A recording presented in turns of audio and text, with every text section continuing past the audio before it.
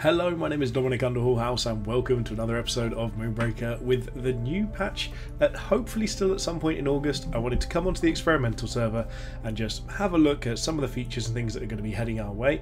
And for today, the first thing I want to look at is some of the new units that are on the experimental server. So we've got no idea whether or not these are going to be in the next patch in August or if these are coming down the line, but I just wanted to run through them with you and hopefully, you know, have a bit of insight into the direction the game's going to be going. So if you enjoy these sort of videos, please do like, comment, subscribe, join us over on Patreon. Anything you can do to support the channel is really appreciated.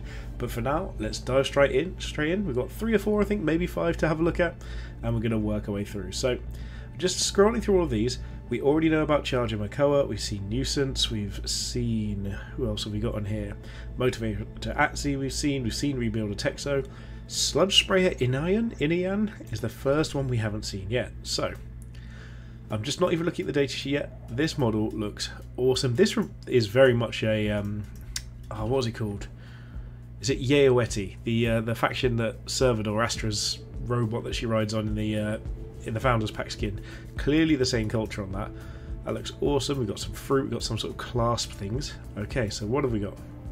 3 cost, 1 attack, 7 health, fairly, like, reasonable speed, and spray gun. So, creates a sludge pile. It is a large construct, it's hard cover, and it's destroyed after 2 turns. Okay, so we can actually have... We can start building terrain, basically, so we can make something that they can't see line of sight through. This is going to be really useful for basically using things and then protecting them. For instance, if we could put out like a turncoat, grab an enemy unit, and then just put down a wall between them and us, even safer for the future. So that's a really fun idea. I've wanted there to be more interaction with terrain in the game anyway, and that's a really awesome start. So really keen to see that. I think it's more of it's very much a utility piece, but I can see worlds in which you just want to, you know, keep your enemy away from you. It only lasts 2 turns, so it's not permanent, which is good. It does have to be destroyed. I think that's got a lot of power. I think it's a very cheap unit. 3 cost isn't too much, and you know, that is something that can start really slowing down sort of some of the more melee builds, and maybe they'll need to sort of build things up to counter that, go for more movement speed things, or like chuck and go to chuck things over, things like that. So as we scroll down, the next one we've got Glitter, which we've seen previously as well. As you can see, we've got this little model here. In fact, have I seen this? This looks different to what I remember, or like the description. Either way, 5 cost, 8 health, we'll do it just in case. Serenade. For a turn, whenever target unit takes damage, restore nearby units for that amount, a maximum of 20. So, to me, that implies that you can just put it on an enemy unit and just dogpile them and everyone else heals up. That would be awesome. I like that. I swear that's not what I thought that was going to be. Maybe I'm getting a little bit confused. But again, I think that's really going to be interesting when you've got like a lot of melee units and that sort of thing. It's sort of like a... what's it called? Tona Mystic Manteo, but for your crew potentially. And it could also just be, you know, if your crew are taking damage as well, you can heal everyone else up around you. Very unusual model. Sort of got quite... spindly legs and things with a big chunky body on top. Very unusual. 1 arm and 1 sort of extendy cinder thing. Awesome. I love the design of these. There's so much flexibility in it. It's going in so many weird, wacky directions on there. Next up, I don't think I've seen Captivator Xianya. Is the next one we've got. So, this is a complex one. Oh, that model's awesome. We've got like a, what's it called? Like a Yaoeti scarab beetle almost.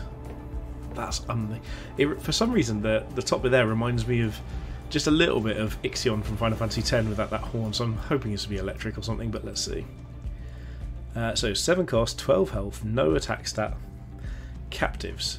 At the end of your turn, deal 2 damage to its captive unit. When it takes damage, remove captive from a random unit. And for 3, give captive to target unit in area and line of sight, which is unit is immobilized while host is alive and in line of sight and can't be ordered to move. So basically this just means that you can start holding things together and then just damaging them. So anything like a chunk of melee units, you can just sit there and you try and sort of stack that up. When it takes damage, you remove captive, which is really interesting, but if they've got loads of melee units, it's going to be really hard for them to do so. Put a few defensive buffs on there. We've got like your Extilio shields, you've got the defense dome, Savria, and that is going to be really, really hard to deal with. Okay, that is really cool. It seems to be like a piece of like specific anti-melee tech, but it's a really awesome ability, and also dealing 2 damage every turn to captive units is great. Okay, what have we got next? Salvager Zaka. So another huge cost. Let's have a look at the model. This again looks like something. A lot of these remind me of like the Final Fantasy X aesthetic with all those little robots that you fight and things like that, and like the Blitzball world, and oh, that looks so cool. Whoever thought of having like whatever these are, it looks like it's going to fire something or retrieve something or observe something, who even knows. A couple of little pointy things here. There's going to be so much fun for people to paint these. Someone's going to paint this immediately like a king crab or something. Okay, 8 cost, 2 attack at ranged and 10 health. We've got electric charge, deal 2 damage to a crew and give it charge and electrified for the turn. Okay, so you can basically electrify your own crew to make them faster, which is kind of, I quite like that. It's sort of like charging them up. If you go back to like the Avengers, where it was like Thor charging up Captain America, Iron Man, and using that power back again. That's awesome. And whenever an ally crew in range will be destroyed, send it to the bridge and restore 3 health to it instead. That's so cool.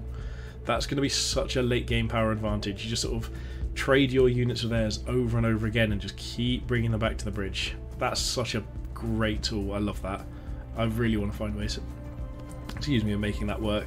So Salvager Zaka gets a thumbs up on that front from me. And the last one because we've seen Zappa and Enki, so Reti Wrangler Mar.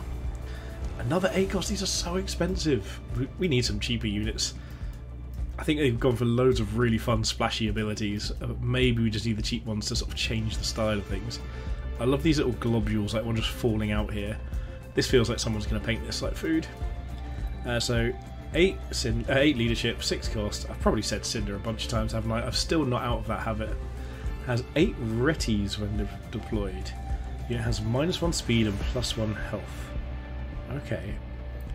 Give 3 Retis from Reti Wrangler Mar to units in the area. So 3 units would get -1 speed and +1 health. So that could potentially go on enemy or allied. Okay. And then deal 2 damage to all units in a line. Each unit takes +3 damage for each Reti it has. Okay, so we're just throwing... This really does feel like almost like a captain style thing, but I suppose at 8 cost it might as well be. Like, it's got to be that level of power. So we're basically lining them up and knocking them down. We're bowling with this. We're going to be throwing all the Retis at things and just amplifying explosions. All units in a line, and takes 3 damage for each one it has. That's awesome. I'd love to see that in game. Hopefully it's going to be a really long range and just have a really big impact.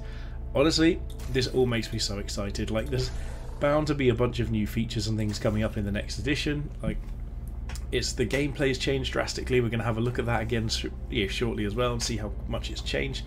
But all in all, I'm still really, really excited for Moonbreaker. Hopefully you guys are too.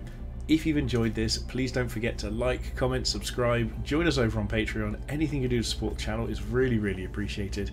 And for now, thank you so much for watching, and most importantly, have a good day.